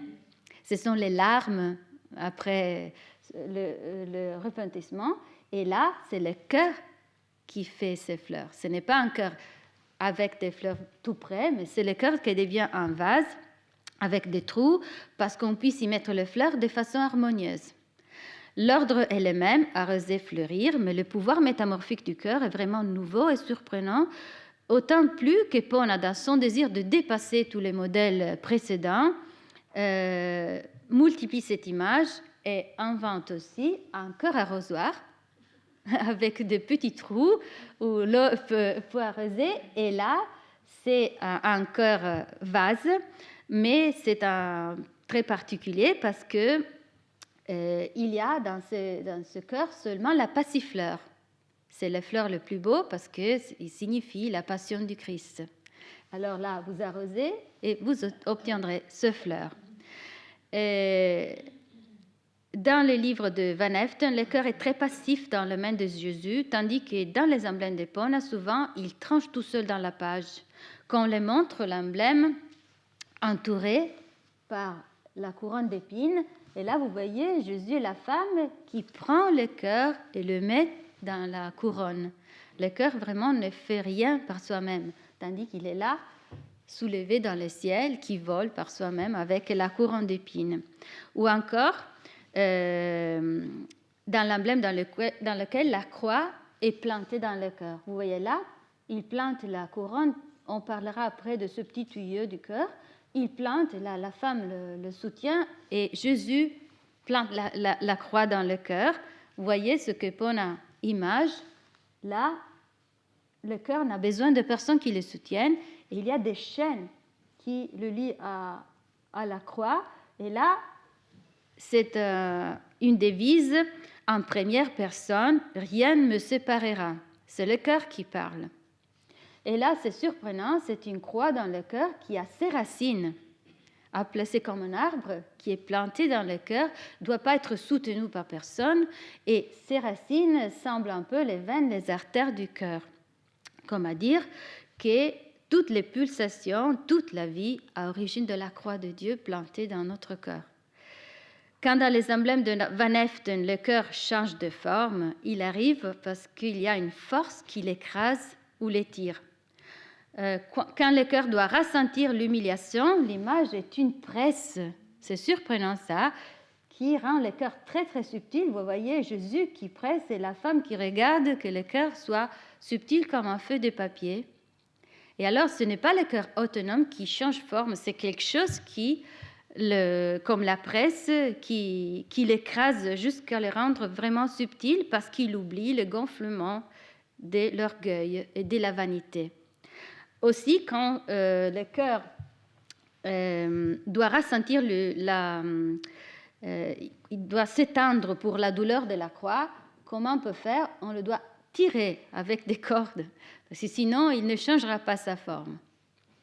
On voit donc dans les images ce petit tuyau dont je vous ai parlé, vous voyez là, ici sert pour les fleurs, c'est un petit vase, mais c'est très intéressant ce petit tuyau parce que l'iconographie est quelque peu différente de celle de Pona qui a le cœur comme nous l'avons à l'esprit.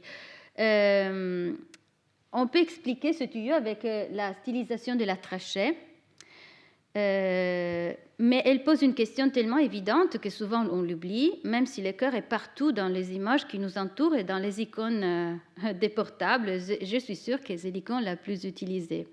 Pourquoi le cœur a la forme que tout le monde a à l'esprit, même si la forme anatomique est complètement différente de cette symétrie avec la rainure au centre? La question a été posée et on a le témoignage d'une lettre qui contient même l'icône du cœur entre les mots. La question a été posée par Erwin Panofsky qui écrit le 17 octobre 1961 à Pierre Winken, auteur d'un livre dont le titre semble la traduction du volume de Pona, The Shape of the Heart, la forme du cœur. La lettre de Panofsky dit « The heart has always fascinated me because I could never find out when and where and how the schematization into what we call heart-shaped form came about. » And here, after heart-shaped, il dessina un petit cœur à main. Alors la réponse arriva 40 ans après, dans un livre très riche d'images et d'informations. Il est impossible de résumer ici l'histoire complexe de cette iconographie qui examine les traités d'anatomie et aussi les jeux de cartes, en rappelant quand même que dans le cœur, des cartes ne représentent pas le cœur, mais un vase. Et tant il est vrai que le tarot a les coupes au lieu de cœur. Mais il peut être intéressant de considérer le fait que la forme symétrique que nous connaissons est plutôt récente dans l'histoire de l'homme. Chez les Égyptiens, il avait la forme d'une pêche. Aristote le décrivait très arrondi avec une pointe à la base. Hippocrate comme une pyramide. Et là où nous voyons des cœurs festonnés, c'est le terme technique pour indiquer les corps que nous avons à l'esprit, ce sont des feuilles. Giotto, par exemple, le représente comme ça. Vous voyez la charité avec le cœur et les tuyaux là. Et Pierre Winken souligne la ressemblance avec un cœur sec. C'est un cœur en forme de pomme de pin. Et si vous regardez le schéma très rapide qui a conçu Winken avec les formes des cœurs à partir des Égyptiens, les Grecs et puis jusqu'à nous. Vous voyez que c'est seulement au XVe siècle que le cœur stabilise la forme festonnée. Lentement, la forme anatomique disparaît, mais elle était absolument plus proche de la réalité de notre cœur qui penche un peu à gauche, pour arriver à nous parfaitement polis et prêts à prendre toute signification. Et il est très important que les représentations symboliques du corps sont nombreuses, surtout dans la littérature de dévotion entre XVe et XVIIe siècle, avec une curieuse contradiction entre l'approfondissement des études d'anatomie et la graduelle stylisation de l'image. Comme si à un moment donné, anatomie et iconographie avaient pris de différents roues, parce que plus se précisait la connaissance des ventricules et des cavités, plus l'iconographie du cœur devenait symbolique et symétrique. Plus se précisait le système de circulation, plus les veines et les artères étaient abstraites de muscles.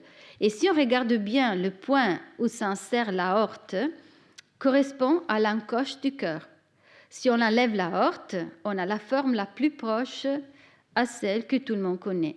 Maintenant, ce symbole est partout, tout le monde le regarde sans savoir le long chemin qu'il a parcouru pour se charger de telle puissance émotionnelle. Et nous savons sans aucun doute que Galilée avait raison, pas seulement à propos des planètes, mais aussi à propos de la structure neurologique de notre cerveau, qui, à travers le nerf, donne des sentiments, des émotions à notre corps. Et nous savons aussi que rêves, désirs, pensées naissent et meurent dans les volutes de nos cerveaux et pas dans les corps. Et pourtant, je pense que tout le monde continue à utiliser le symbole du corps chaque fois que nous parlons d'amour, souffrance, nostalgie, joie. Et je défie quiconque ici à me dire combien de fois il a utilisé l'émoticône à forme de cerveau. Je l'ai découvert seulement en cherchant des confirmations pour mon séminaire. Jamais utilisé, je pense que vous ne savez qu'il est dans votre portable. Après tout, à long terme, le cardiomorphoséos a battu les dialogues des deux grands systèmes du monde. Et quand il arriva dans les mains d'Epona, le cœur faisait partie d'une iconographie qui, à l'époque, avait été explorée dans toutes ses possibilités, mais évidemment pas encore terminée.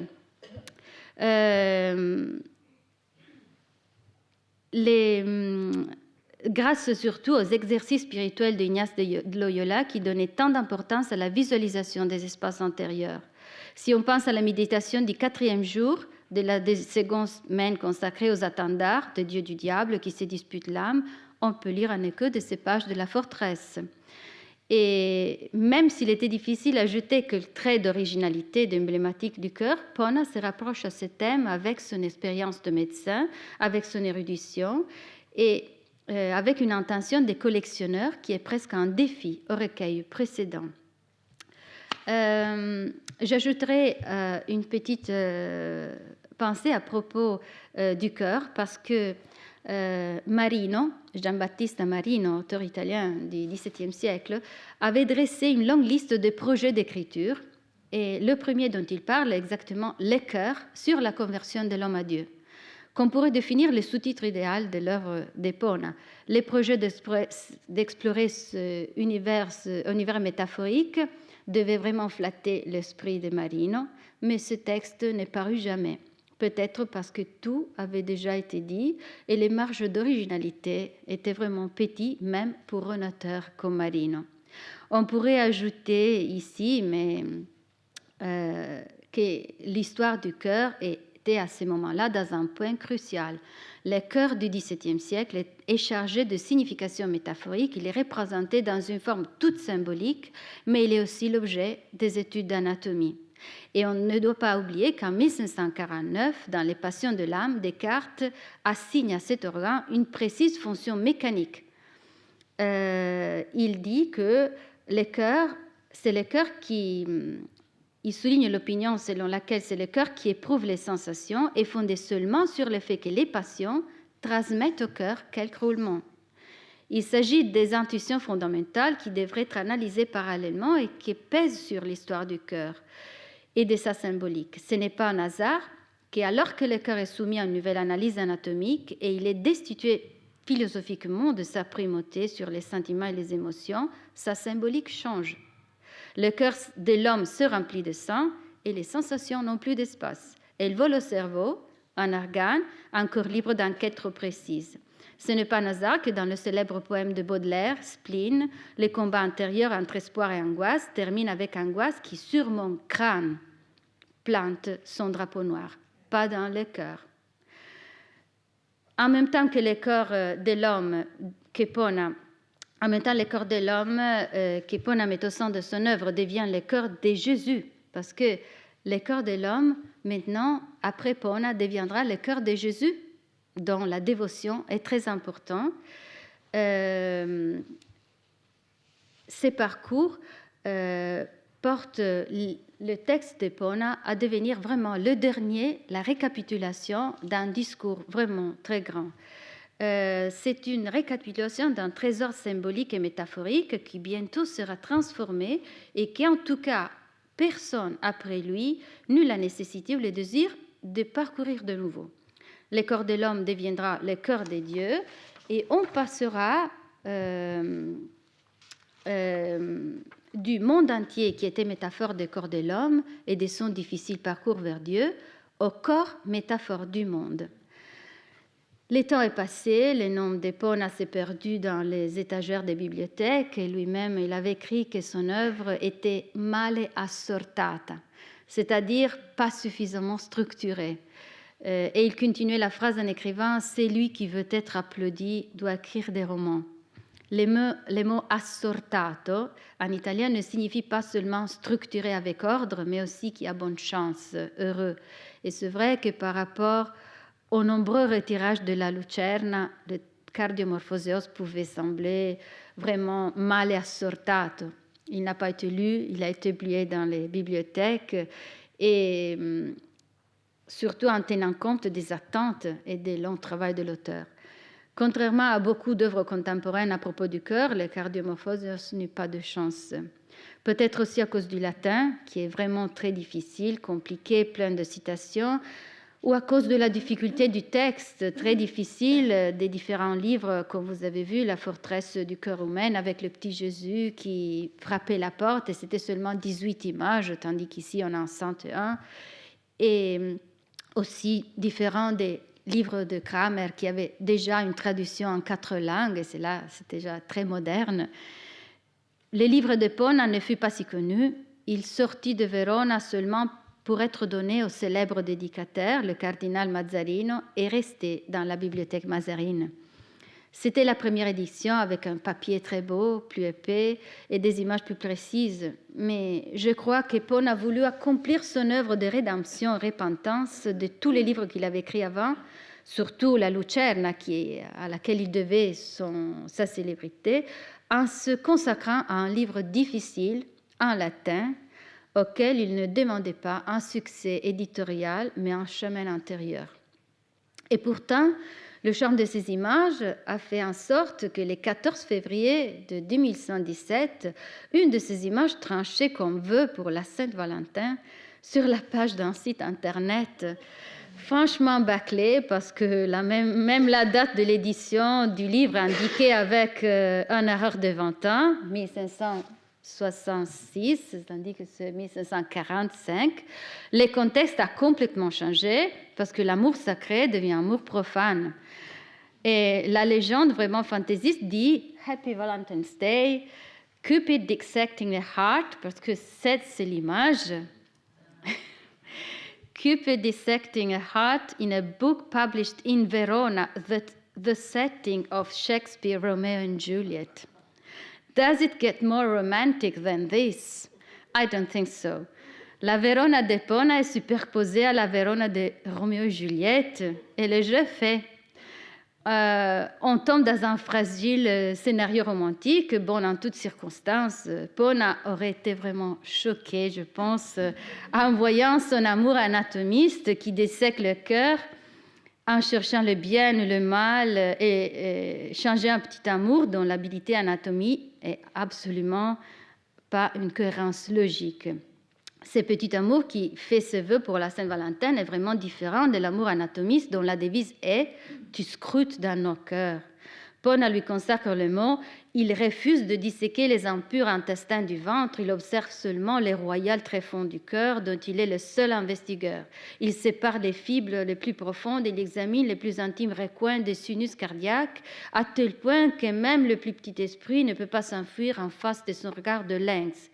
Purifie, pécheur, ta poitrine de toutes les turpitudes pour ne pas blesser avec les puanteurs les narines de Dieu ou ses yeux avec la laideur de la faute. Bien que ton cœur soit impénétrable et mauvais aux yeux des autres hommes, le Seigneur le voit et le juge. Personne ne connaît les choses qui sont dans l'homme, sinon l'esprit de l'homme qui est dans lui-même. Saint Paul, première épître aux Corinthes, a bon droit l'amour divin, et ça c'est la Sainte Valentin, ouvre et touche le cœur avec sa main experte, lui qui seul connaît le cœur des hommes. Premier livre de Rois. Et voilà qu'en Amérique, il devient la Sainte Valentin. L'idée est tellement importante que Pona lui consacre l'autre emblème à la fin du livre, amour divin, encore le scalpin dans sa main, vous rappelez, cette fois pas seulement pour observer, mais pour enlever du cœur surtout l'amour sensuel. Ceci, c'est le contexte où Pona crée l'image de l'amour. De la Bible à la Sainte-Valentin, c'est un parcours franchement inédit à entrevue.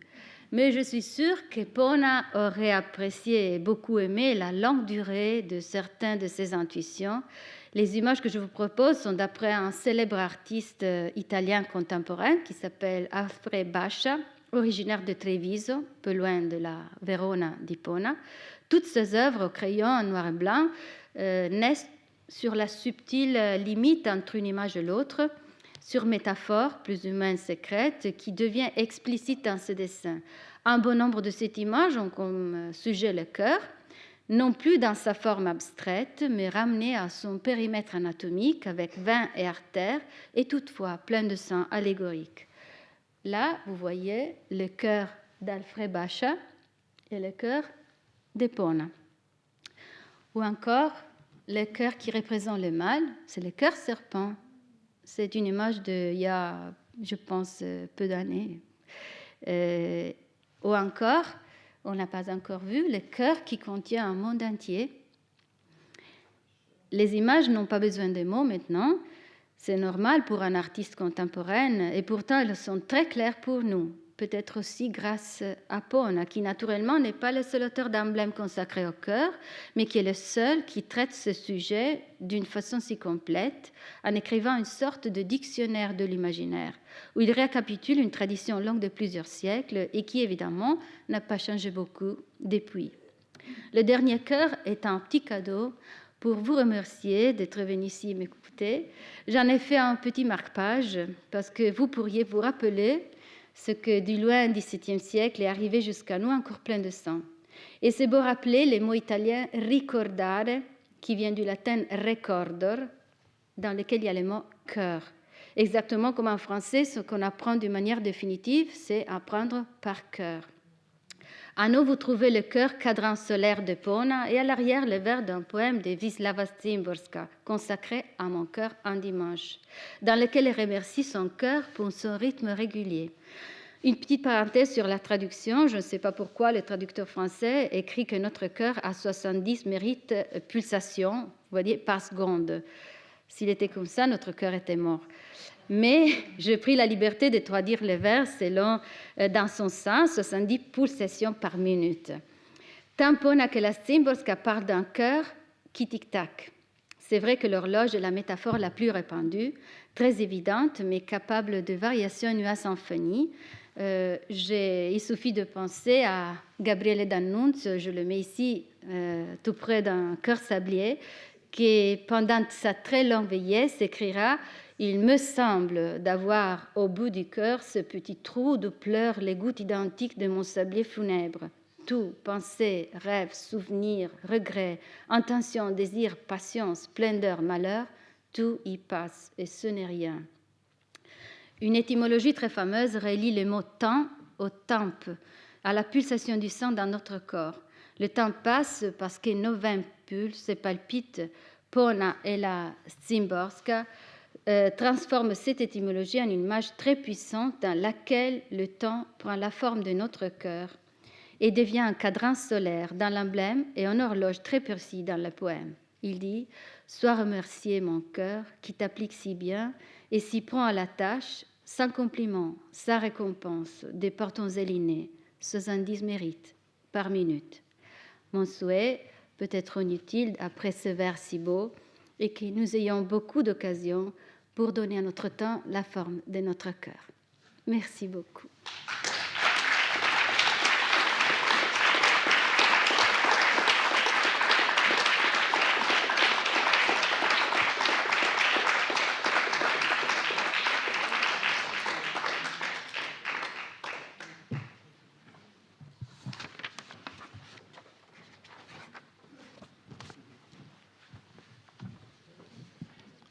Nous-mêmes, avec les mots de Wisława Szymborska, nous devons remercier à chaque moment et à chaque pulsation de notre cœur Ilaria Gallinaro pour son exposé, pour son don également, qui est en train d'être distribué par Mathilde.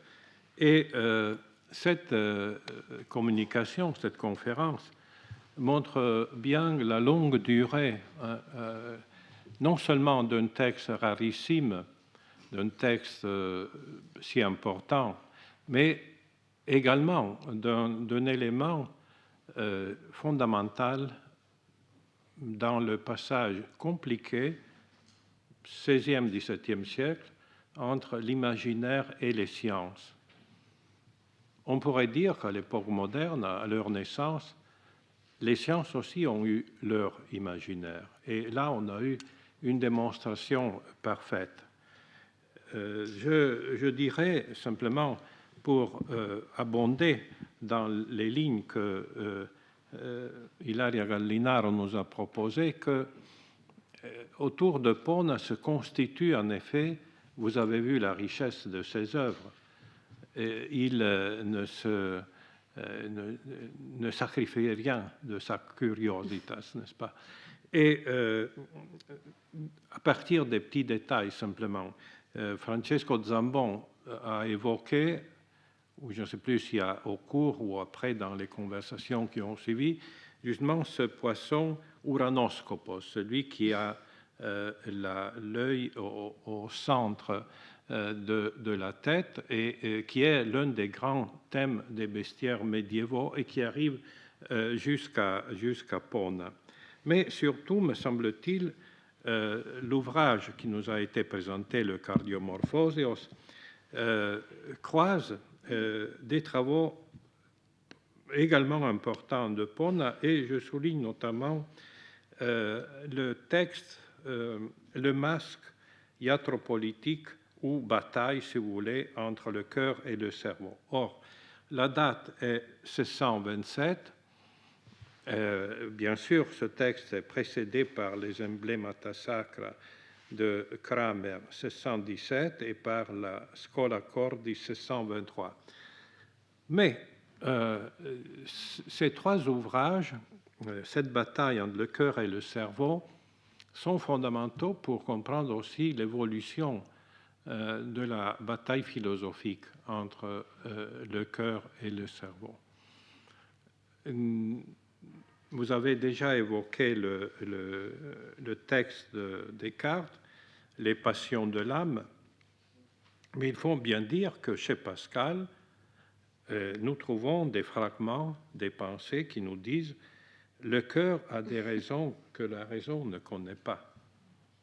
Alors, la raison est désormais placée dans le cerveau, et là, cette bataille, alors que Pascal est un vrai homme de science, un physicien illustre, à cette époque-là, encore, le cœur a des raisons que la raison ne connaît pas. Vous voyez que cette bataille entre le cœur et le cerveau a été longue, et c'est peut-être l'une des grandes batailles décisives. Il faut que je contrôle demain, mais je le dirai dans le cours de mercredi, quel est l'ordre dans l'Épitomée de Vésale. Mais si mes souvenirs sont bons, c'est qu'il y a évidemment squelette, cœur, cerveau. Tout le reste est reconduit à ces trois organes fondamentaux pour définir l'homme. Alors, je vais voir quelle est entre cerveau et cœur, ou cœur et cerveau, qui précède. Mais c'est là que la bataille se fait. Du reste, en effet, toute la description des nerfs et des veines, qui sont les deux grands moments de l'anatomie à partir de Léonard, conduisent aux deux organes. Donc, il est naturel d'imaginer que c'est là que l'essentiel de l'homme réside. Et à partir des remarques de la dernière partie, j'ai été plein d'admiration, je le savais déjà, mais enfin, je savais déjà que je vous admirais, mais enfin, là, j'ai retrouvé une nouvelle confirmation, à savoir je dirais, le bonheur par lequel vous arrivez à l'époque contemporaine, et surtout à ce travail fondamental de Panofsky, n'est-ce pas? Parce que c'est vrai, vous l'avez bien remarqué, que plus le cœur perd son autorité au point de vue, je dirais, de la science, plus il devient, d'un point de vue géométrique parfait, dans la symbolisation. Et Panofsky était très attentif à ce type d'image. Par exemple, si mes souvenirs sont bons, il a fait aussi un texte court mais magnifique, subtil, sur l'emblème qui est dans les belles voitures Cadillac, me semble-t-il. Hein? Rolls-Royce, dites. Oui, Rolls-Royce, c'est ça, oui, voilà. Alors, je me suis trompé de voiture, mais pas d'auteur. Donc, l'auteur est plus important que les voitures. Voilà. Alors, vous voyez que cette attention de Panofsky, il faudrait aussi la mettre dans un contexte plus large. On a souvent, je dirais un peu la superficialité, pardonnez-moi, de mettre quelques noms pour la naissance de la sémiologie, alors que tout ça commence, à mon sens, bien avant, et ce matin nous l'avons vu, surtout avec Panofsky, qui avait une conscience profonde de la longue durée des emblèmes.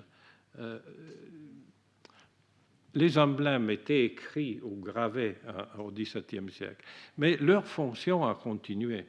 Finalement, les objets qui sont mis dans nos mains sont des emblèmes auxquels on a donné un prix, auxquels on a donné une forme solide.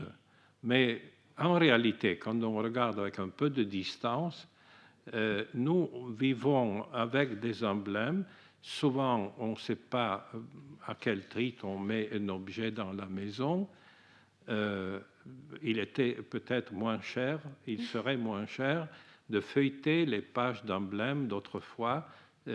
C'est plus nourrissant, ça coûte moins cher et ça prend moins d'espace.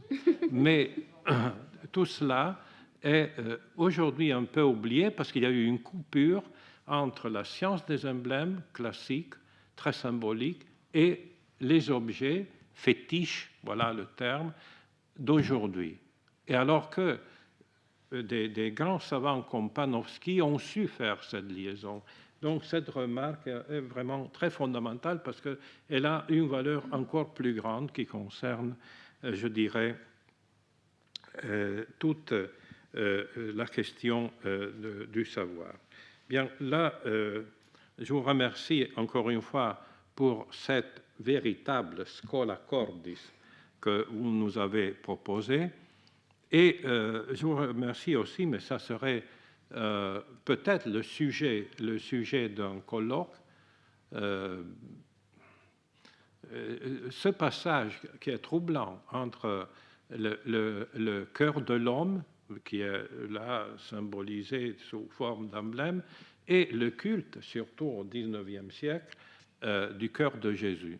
C'est un élément qui demanderait évidemment toute une longue enquête. Nous commencerons ce mois de mai, je vous rappelle, mais je vous le dirai encore, le colloque qui aura lieu autour, pour terminer le parcours que nous avons fait, Ponce Pilate, Nicodème, et cette fois ce sera Joseph non pas le nourrisseur de l'Ancien Testament, mais le charpentier. Alors, ce qui est étonnant, je vous dis déjà, il y aura des contributions là-dessus, ce qui est étonnant, c'est qu'après un long silence, ce culte revient au XIXe siècle. Il y a d'un côté Saint Joseph, ouvrier, hein, et d'autre part, c'est vrai, le culte au cœur de Jésus. Du reste, il suffirait regarder ici le Sacré-Cœur, n'est-ce pas? Donc, c'est des questions vraiment fondamentales dans l'histoire du symbolisme. Et alors, vous serez candidate à un exposé s'il y aura ce colloque dans 2 ans ou 3 ans, parce qu'il faut travailler beaucoup pour ça. Certainement, la tension entre la fin de l'histoire du cœur humain et le commencement de l'histoire symbolique du cœur sacré pose beaucoup de problèmes, d'interrogations, et je suis donc ravi de cet accomplissement qui est un commencement. Comme toutes les bonnes leçons, c'est ça. Avant de passer la parole, nous avons encore un quart d'heure aux auditeurs, je vous rappelle que la semaine prochaine, ce séminaire commencera à 11h et non pas à 10h, parce qu'il y a des éléments pratiques qu'il faut régler.